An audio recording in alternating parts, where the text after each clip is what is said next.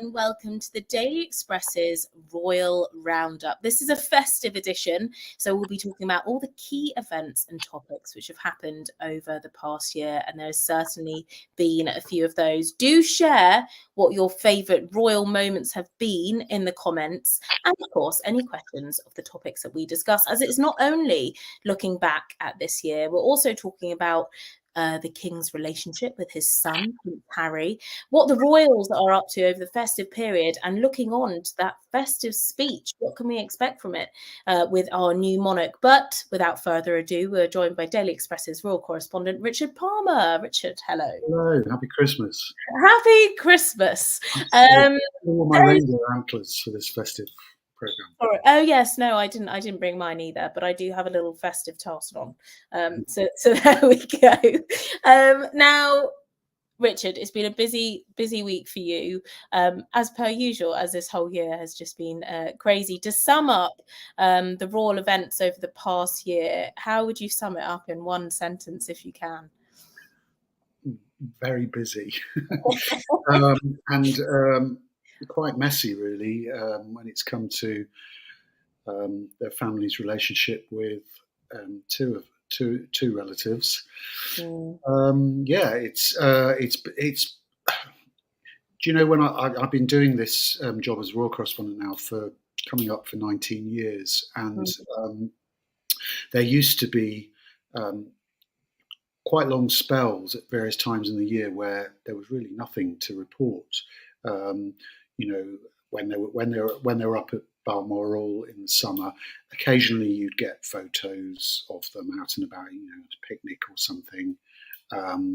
And over the winter, when the Queen was at Sandringham, from just after Christmas till February, very little. But it just doesn't seem to be like that any longer. There's just always something going on. Busy is the the word. We'll briefly try and go over some of those key moments at the end of the Royal Roundup. But the latest story that you tweeted about this week, Richard, was the King's relationship with his son, Prince Harry, off the back of the Netflix series. So do tell us the latest on this for royal watchers. Yeah, obviously, I should say, actually, I was being slightly disrespectful, I suppose, because obviously the two key events of the year, and we can come back to this, the highlight, the Queen's Jubilee, and then of course the Queen's death. I mean, that which was something that I think was not unexpected to those who knew her well, but even so was a huge shock to the nation and the world, I think. So we should record that.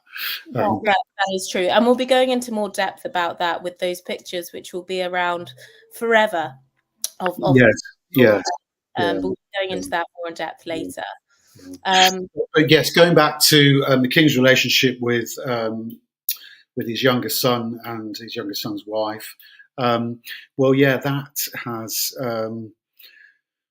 been a topic that has dominated the headlines for the last couple of weeks because of the Sussex's Netflix series, and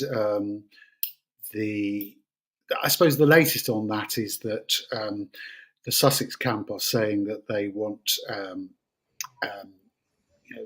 they want a meeting to sort it out in the same way that Buckingham Palace arranged a meeting between Lady Susan Hussey and the black woman charity worker who complained about racism, essentially, when she went to a palace reception.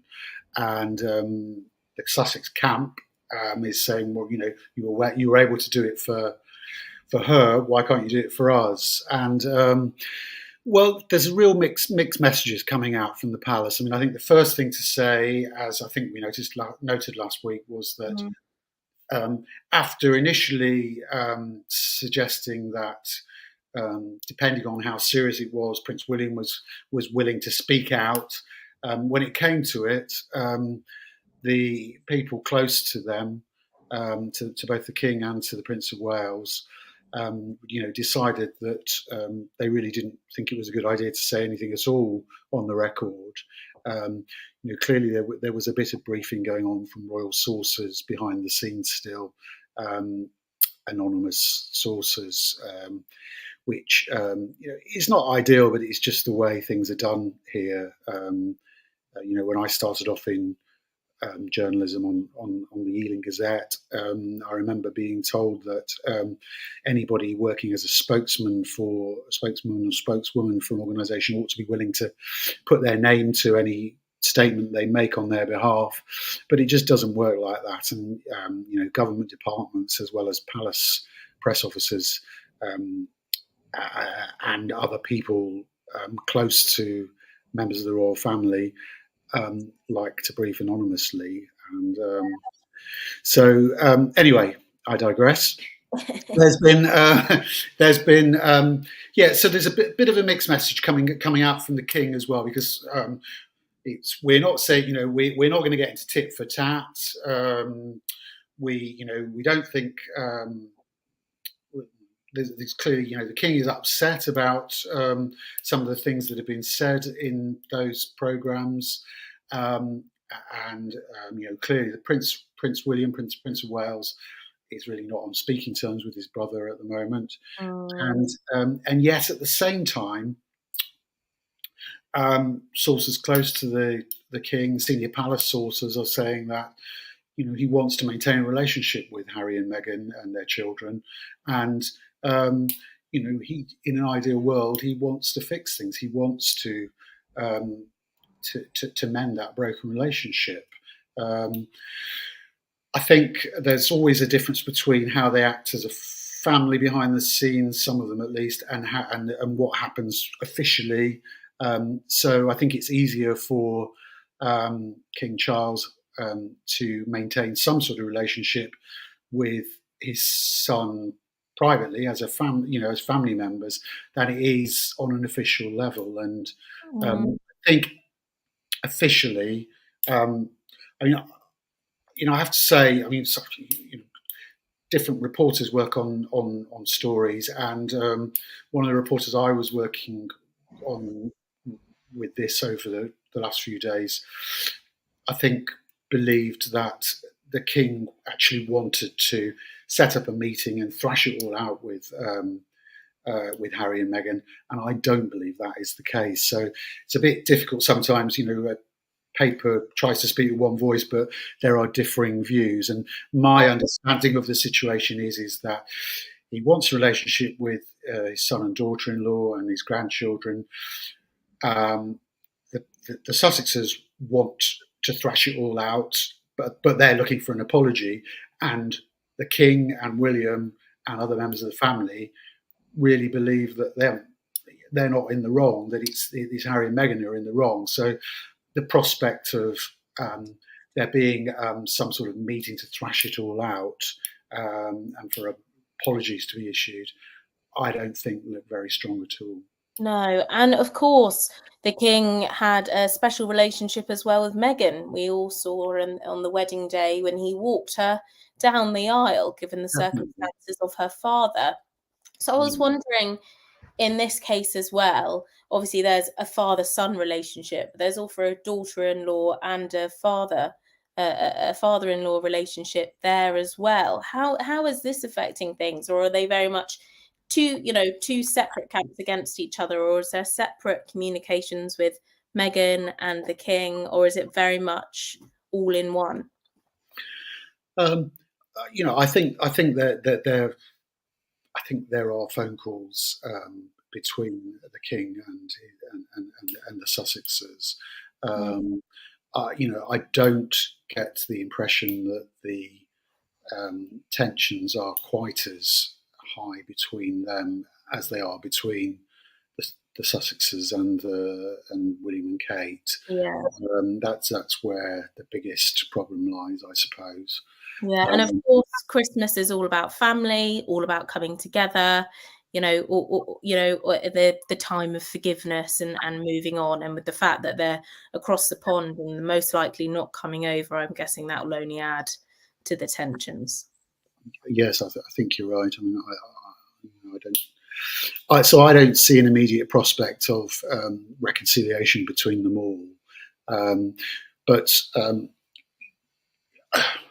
it was always very likely that the Sussexes would be invited to the coronation on May the 6th, and palace sources have confirmed that. So them coming over then does give an opportunity. If they do choose to come over, does give an opportunity for some sort of discussions between them all. And Harry didn't at previous family gatherings, at the Duke of Edinburgh's funeral, and Harry was very clear in that series that although they spoke, they were not agreeing on much at all. They had different takes on why things had gone wrong. And when we were speaking about the series before it came out, Richard, we were very much wondering whether the Queen Consort, Camilla, would be spoken about a lot within the series. She wasn't actually, just from my perspective, spoken about as much as I thought that she would be. So perhaps Charles is also slightly grateful for that, I'm guessing. Well, I mean, I've seen a bit of, some colleagues reporting that that is the red line for the king, that if Harry starts publicly criticising Camilla, then that's it. And I haven't been told that. I can well believe that to be true. I don't know it to be true. There will now be lots of speculation about what's going to be in Harry's memoir, Spare, which is coming out on January the 10th. And again, if he crosses a line over that issue, over Camilla, then the prospects of anything improving would deteriorate even further. Yeah, indeed it would. Okay. And on that score, and on the book, we know that Harry's doing a television interview with Anderson Cooper. Oh yes, 60 Minutes, and I'm still trying to check. There's a story in the Times this morning saying that Tom Bradby, the ITV News anchor, former royal correspondent, is also going to be doing an interview with Harry before that book comes out. It sounds as if it's true. I just haven't got it copper bottomed from ITV yet. And indeed, there's been discussion about it for the last few weeks. I think Sunday Mirror ran a story a couple of weeks ago saying that they were in talks. And this is interesting as well, choosing ITV, not BBC. That there must be something in that as well, Richard, given the history. Well, I mean, Tom knows both brothers really well from his time as a royal correspondent, and he lent them television equipment at times, and for many years managed to be friends with both. But I think when the brothers fell out, my understanding is that has made things a little tenser between him and William and Kate, but he still seems to be on good terms with Harry. I may be wrong on that. Maybe they've resolved that, but there certainly was, from royal sources, a whisper that William and Kate weren't particularly happy about him doing that ITV documentary on the Sussexes in Africa, which. And of course, there's that Carol concert as well coming out as well, and that's going to be placed on ITV too. Yeah. Oh, yes. Well, I mean, the history of that was that the BBC were going to do that, but then the Cambridges, as they then were, fell out with the BBC over a television series about palace media relations, which I appeared in, and they gave it to ITV, and so they continued this year with ITV. So that's coming. I think that's going out at 7 p.m. on Christmas Eve, that carol concert. And as we discussed last week, I went to that last Thursday, and it was a fantastic service. So I think Something to look forward to. the public will enjoy that. Yeah.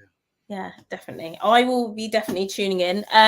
Okay, well, we're going to move away from the King's relationship now, and we're going to move on to palace business. There's been a racism row happening this year, hasn't there, Richard? Another development in it, a meeting between Lady Susan Hussey and a charity lead. Now, give us the latest on this.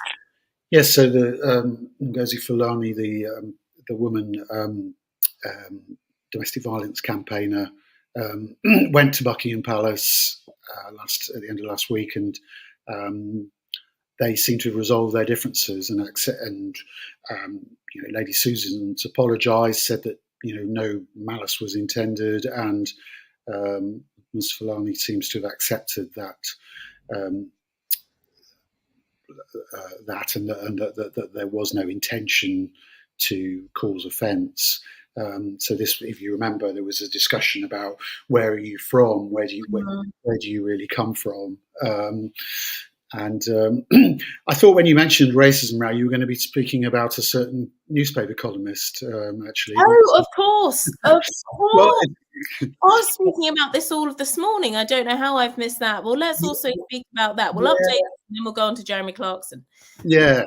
So that one's been resolved. Jeremy Clarkson, I think, hasn't been resolved, because I think MPs are now demanding that the Sun sack him. Well, what to say about that? I mean, it's pretty strong words. Even the excuse of comparing it to a Game of Thrones scene is still bizarre, in my personal opinion. Why anybody would have greenlisted that? Well, I agree. I mean, I can't quite see how it got in the paper. I mean, I think he writes in a over the top style sometimes. And clearly very popular with a section of the public, people who like, particularly blokes who watch programs about cars and some of the other things he's involved in. And it was just completely over the top. I could see that it was a reference to Game of Thrones, because I watched all of that series, and I could see that newspaper columnists are paid to be slightly over the top and to get a reaction from readers. But I think it was just I think it was a really bad mistake. He did sort of apologise yesterday. He put on social media, "Oh dear, I've rather put my foot in it. In the column I wrote about Meghan, I made a clumsy reference to a scene in Game of Thrones. This has gone down badly with a great many people. I'm horrified to have caused so much hurt, and I should be more careful in future." I mean, he actually was condemned by his own daughter, who said she didn't agree with the word he'd written. I mean, from my perspective, as a royal correspondent who, like several other royal correspondents, has been regularly accused of racism over the last few years, and really found that hard to stomach. That was so unwelcome for me, because it just played into the hands of people who do argue that the British media is racist, and I strongly disagree with that in general. But this was so over the top. It's right that the Sun has withdrawn that column, I think. Do you think that Meghan will respond at all? Because I mean, this went viral around the world. Do you think that they will respond with anything? Well, I mean, it's like the Lady Susan Hussey controversy, isn't it? It played into their hands. From my experience and from speaking to people I trust, I just don't really buy their argument that racism and misogyny is behind all of the woes that have befallen Harry and Meghan. But it's very difficult to argue against people who I'm sure I've said this. Sorry, I've probably said this numerous times. It's very difficult to argue against people who start accusing you or your organisation of an ism, and it's made things harder for the palace, I think, but it also makes things harder for us in the British media. Yeah. Set against that, I mean, I'm not saying these two things are equal, but there was a column in the New York Times yesterday written by a woman academic from Rutgers University, which essentially bought into the whole argument that they've been using, the Sussexes, didn't really critique any of it, apart from, interestingly, perhaps the one area where she actually knew where she was talking about, Meghan's suggestion that nobody talks about the problems of being mixed race, whereas this academic from Rutgers University in the US was saying actually lots of people talk about it. But I find that as uncomfortable as the Clarkson stuff, because I just think it's wrong. It's badly researched. It's not factually accurate. And obviously, Harry and Meghan have their point of view, and various members of the public figures all have their point of view. From working senior members of the royal family, they've obviously organised on a separate note for Lady Susan Hussey to have that chat. Do they recognise that things have to change, or do they recognise that perhaps maybe some training with their royal staff, etc., to do with issues which are surrounding racism? Will they do anything? Well, they say they will. Yes, I mean they said as part of the resolution of that particular dispute between the two women, they are going to see what lessons they can learn from the organisation that she represents, and they're going to enhance their training given to all staff about diversity and inclusion issues. They were already promising to do some of this, and they have clearly have taken on board some of the criticism.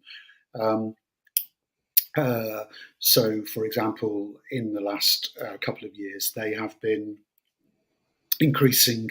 They've been setting themselves targets to increase the proportion of people who work for the royal household who are from an ethnic minority background.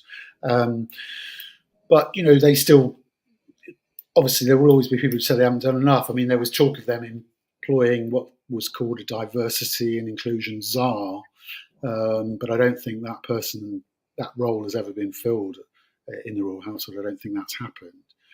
I mean, what you can say as well is that the king, even before the change of reign, had made it clear at the Commonwealth Summit in Rwanda, and a bit before that he felt we in the UK should be doing more to learn about some of our history, about the legacy of colonialism and the slave trade in particular. He compared the slave trade to the Holocaust in the sense that he said we learn about the Holocaust, but we don't learn to the same extent about the slave trade. And I think that's true. I read history at university. The sort of the 19th and 20th century was my real period.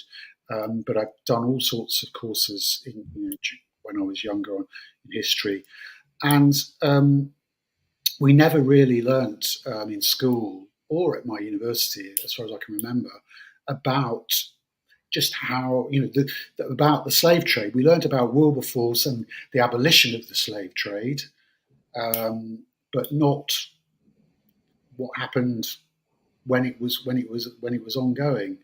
So. And on top of all of that, I mean, I think if we analyse royal engagements, we'll find that the king has done at least one engagement per month since he came to the throne that has been related to these issues, visiting Black communities, Afro-Caribbean communities, community centres, um, talking about religious tolerance, and just greater understanding. He's doing that. I mean, William and Kate have done a fair bit as well. So I think we're increasingly going to hear about that from And the do royal you family. think that's even more so now that there's been pressure off Harry and Meghan as well, off the backlash of this, that he's conscious of doing more? Yes, I think so, and I'm sure that the conflict with Harry and Meghan has been partly responsible for this. Although Enhanced. he was already doing it. He was. I was in Ghana when he spoke about the slave trade being a stain on our history, and again in Barbados at the ceremony, if I remember rightly, at the ceremony for the handover from it being a monarchy to a republic. So, yeah, all of that, I think, is going to be increasingly the focus of the royal family's work. And is anyone else in the camp of Harry and Meghan? I realise that, there's Eugenie, who they've obviously got a close relationship with, as seen in the documentary. Is anybody else of the same opinion that they share? Not that I'm aware of, no. I mean, it's as I say, it's a really difficult topic, and whatever dispute happens within families, in organisations, I think you can always say that it could have been handled better. That nobody is ever 100% in the right and 100% in the wrong. There's always some blame attached to both sides, I'm sure. Okay. Well, that's the latest then on that front. More revelations, I'm sure, to come in Harry's book in the new year. But let's move on now onto the first Christmas with our new monarch, King Charles. We're going to explain then what we can expect from King Charles in his speech, and what we can expect over the festive period. Well, I think, I mean, I've been speaking to people the last couple of days, trying to get my head around Christmas and the royal family this year, because clearly some things will change. And we used to have some very good signposts. So the Christmas lunch that's taking place at Windsor today for the extended royal family was held at Buckingham Palace under the late Queen, and that was it was always a fun way to show Christmas is on its way. And then one of my favourites each year was always the Queen getting on the sort of regular train service at King's Cross to go up to King's Lynn and then on to Sandringham for the start of Christmas. And I am not clear whether the King is going to do that. I've asked whether he's going to be taking the train. I've not really been given a straight answer, but I'll be very surprised if he does, because he's not somebody who takes the train that often. Why is that? Well, there was a period it's probably about 10 years ago, maybe 15 years ago, when he started getting more and more concerned about his carbon footprint, and said, I'm going to take fewer helicopters, I'm going to coordinate my journeys so that I'm not so if I do have to take a helicopter, I'm going to stay, for argument's sake, up in the north of the country for 2 or 3 days so that I'm not crisscrossing the country. And he also said at that time that he was going to take the train much more regularly, and none of it really happened. I mean, he's done other things to reduce his carbon footprint, and certainly when he flies now, he's often using environmentally friendly fuel that are reducing his carbon emissions. But on the train, from memory, he took a train from Gloucestershire up to London once and didn't like it because he was in a first class carriage, he was working, and he was put off because people were looking at him in the carriage all the time. Uh, And so he returned to using the car, which, to be fair, even before he had electric cars, he had one running on biodiesel, and you know, he prefers listening to Radio 4, sitting in the back of the car doing his paperwork while he's being driven into London. I'm told that he is starting to take a few more trains again now, but anyway, I'm going to be pleasantly surprised if he does get on a passenger service to go up to Sandringham, because I always think that is the royal family telling the nation that get ready, Christmas is starting. And of course, a lot of pressure as a new monarch as well about what he's going to say in his speech this year. What can we expect? Well, I'm speculating at the moment, but I'm sure there will be a tribute to his mother, and I'm sure that the speech will include looking back at the Jubilee, and I think it will probably reflect on the Commonwealth, on CHOGM. The Commonwealth has a government meeting in Rwanda, and I'd be very surprised if there isn't some sort of reference to the work that the king is doing and the rest of his family are doing, in relation to greater understanding of other people's religions and traditions.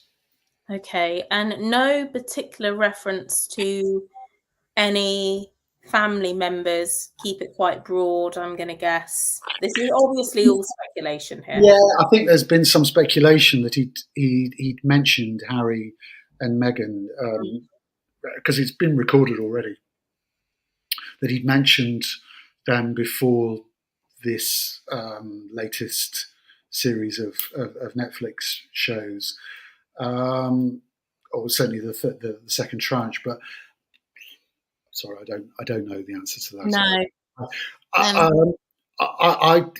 I mean, I think it would be. It'll be a good story for us, even if there's just a pictorial reference to the Sussexes in his Christmas speech. But we'll just have to see.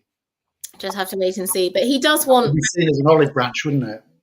Sorry. Well, we're always looking for the olive branch, and that would be the olive branch. That would be it. That would be it. Whether it's accepted or not, don't know. Yes. Yeah.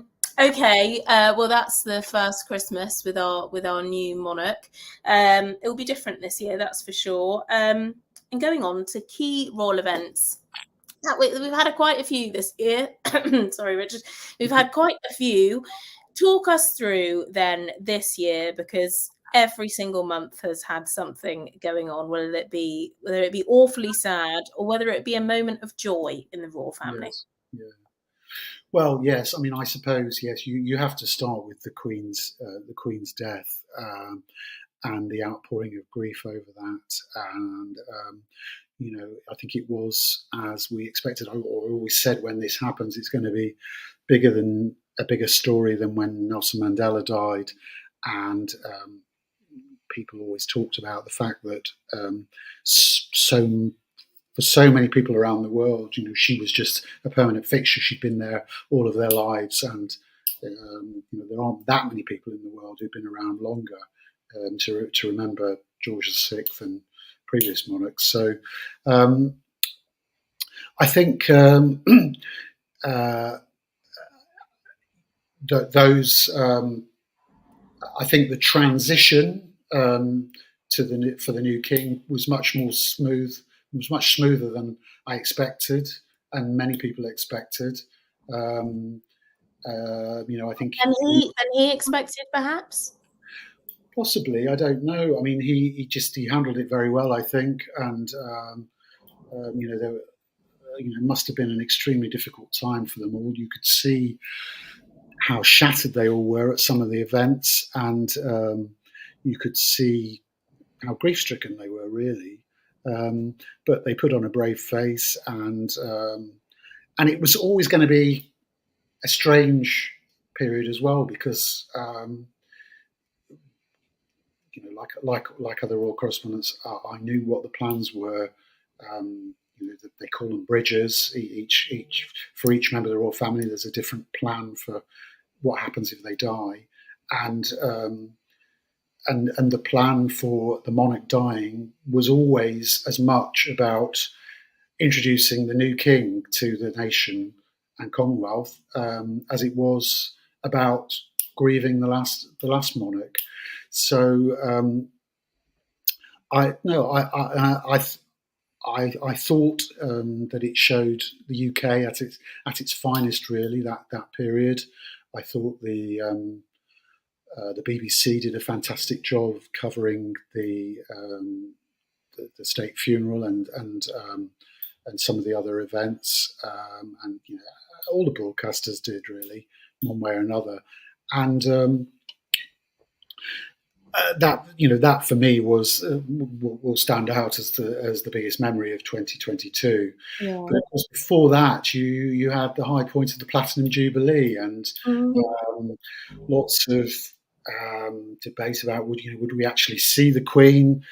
She was actually on show for less than half an hour, I think, altogether over 4 or 5 days of celebrations. But well, I was going to say she stole the show. There was another young man who stole the show, really, but she was the star of the show still. She was. Yeah, she was the star of the show, and I think we at the Express tried to ensure that, likewise during the mourning for the Queen, that she remained the focus of the story on the front pages or whatever the dramas behind the scenes about who was and wasn't invited to some things, or who was wearing uniform, who wasn't. We tried to make sure that the Queen was the focus. But I should say that, of course, Prince Louis did really steal some of the scenes at particularly on that day when we had the floats going by, and he was pulling all of those faces. I think he really endeared himself to the British public over that bank holiday weekend, and there's a good chance, I think, that Prince Louis might be on out with the family going to church and back on Christmas Day.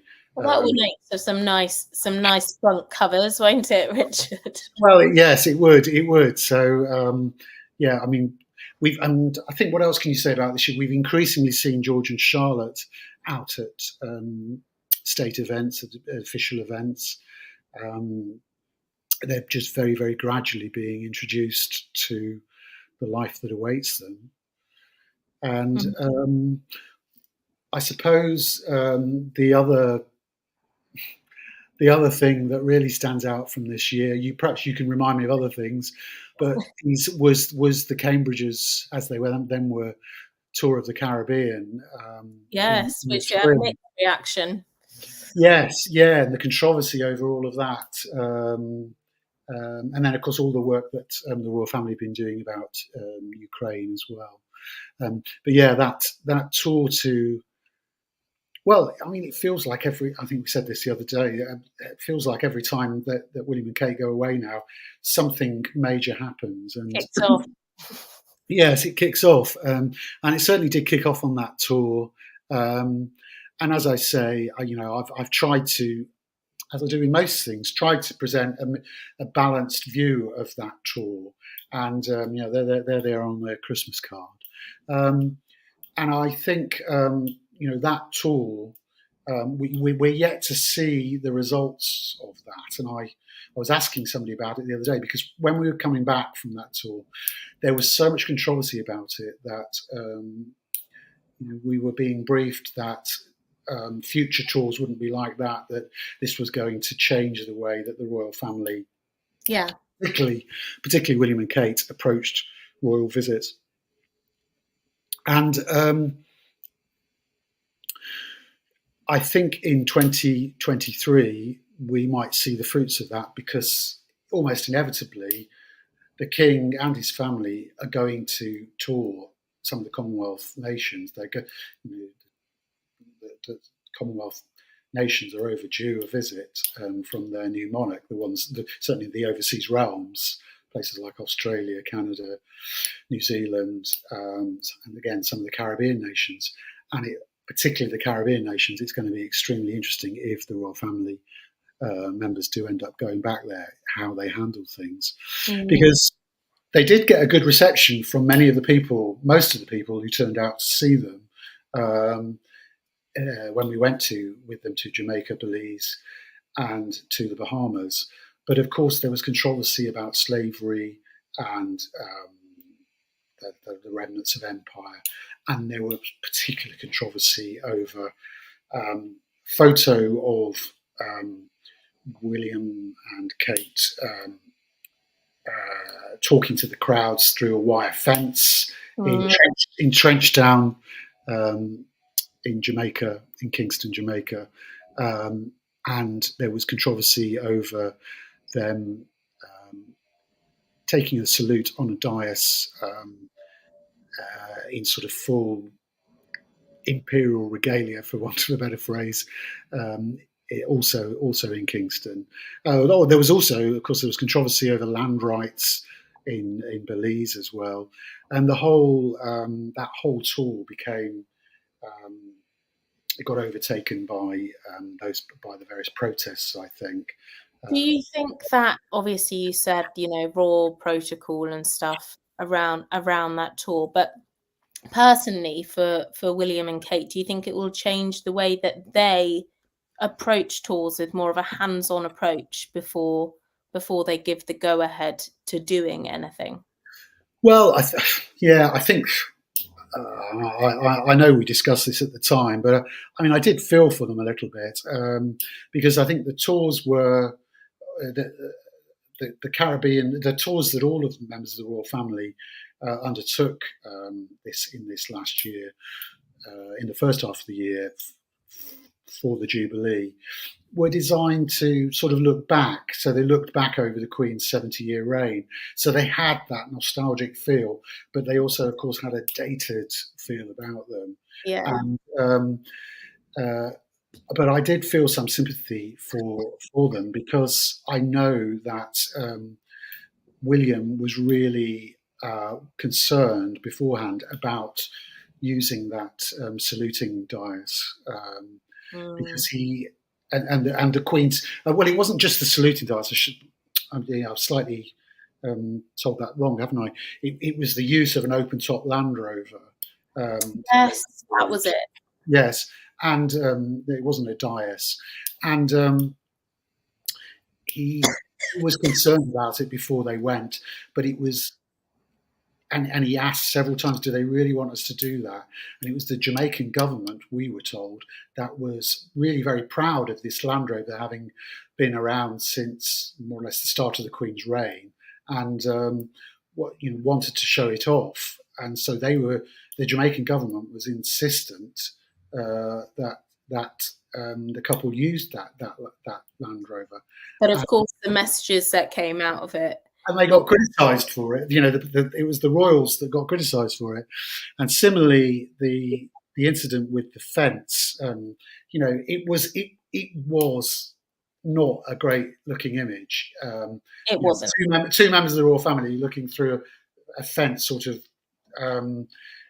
at a crowd of people wanting to say hello to them. But what wasn't emphasised by the people seizing on it at the time was that the England footballer Raheem Sterling, who is black and from Jamaica, also did exactly the same thing.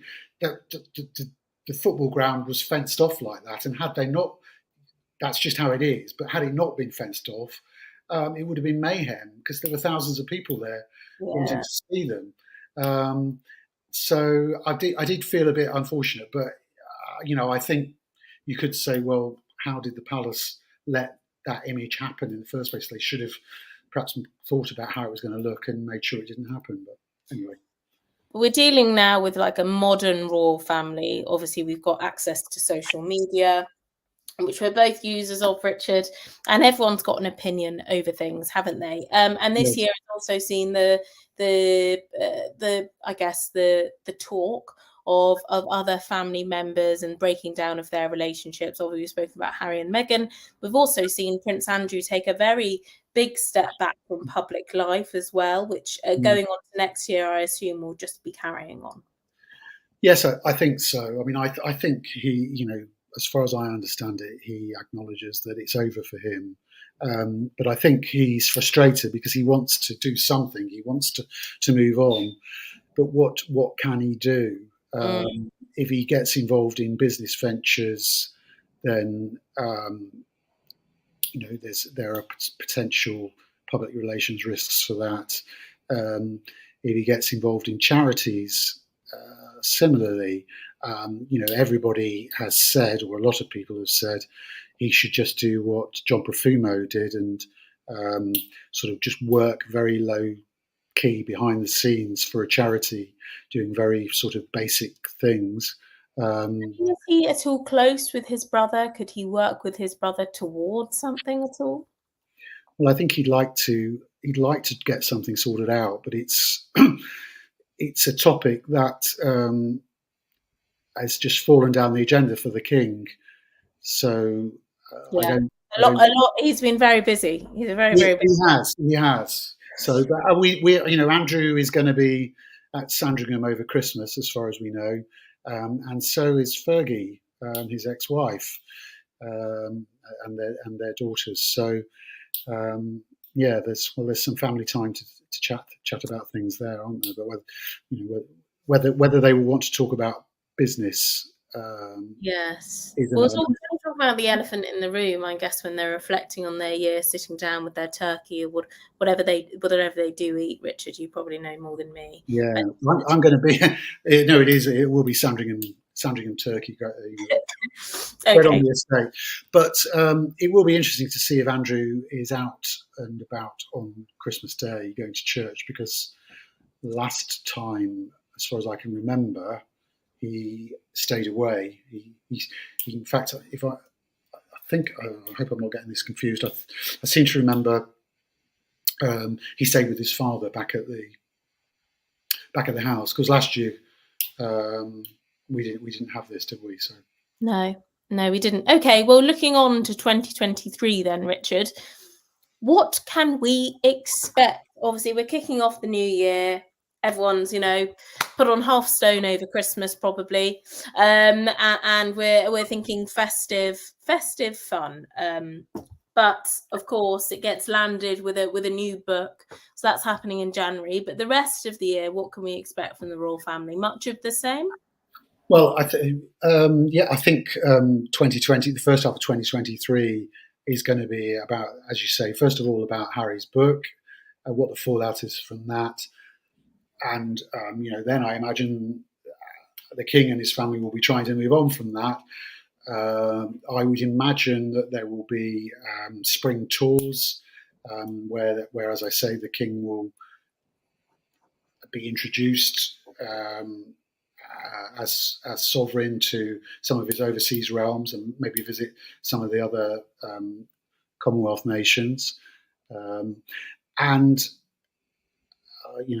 I would imagine that the Prince and Princess of Wales will be off somewhere, and then it's going to be the coronation, isn't it? The coronation is May the 6th, and I think that will dominate the news from probably the end of March. I think that I would expect it will be like the big royal weddings we've seen, where the palace will have a timetable of events, a timetable of announcements to make, and the country will be getting ready to celebrate that. So a big year ahead. Okay then, Richard. Trying to sum it up all in one little section is quite difficult, but you did a fantastic job as per usual.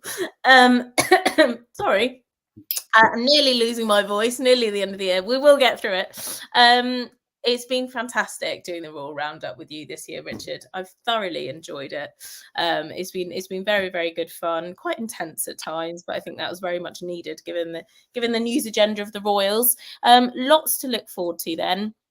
We are now off for a couple of weeks, and I mean, Richard will be doing a couple of days work here and there, but then he is very much off.